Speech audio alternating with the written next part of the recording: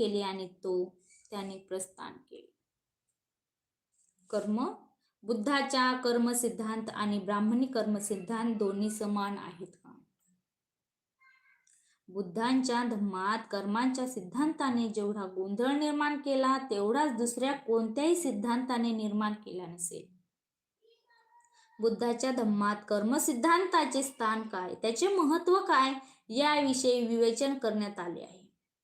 अज्ञ हिंदू केवळ अज्ञावश शब्द साम्यवरून तुलना करतात आणि निष्कर्ष काढतात की बुद्ध धम्म आणि ब्राह्मणी धम्म किंवा हिंदू धर्म हे समान आहेत, एकच आहेत. ब्राह्मणापेक्षा शिक्षित आणि सनातनी ब्राह्मण सुद्धा असेच करतात, पण हे हेतपूर्वक अज्ञानांना पथभ्रष्ट करण्याच्या हेतूने ते करतात. शिक्षित ब्राह्मण हे पक्के जाणून आहे की बुद्धाच्या कर्माचा सिद्धांत हा ब्राह्मणी कर्म सिद्धांतापेक्षा सर्वथा भिन्न आहे. तरीही तो सांगत फिरतात की बुद्ध धम्म हा ब्राह्मणी धम्म अथवा हिंदू धर्म समान आहे, दोन्ही एकच आहेत. शब्दाची समानता त्यांच्या मिथ्या आणि दृष्ट प्रचार प्रसार करण्यासाठी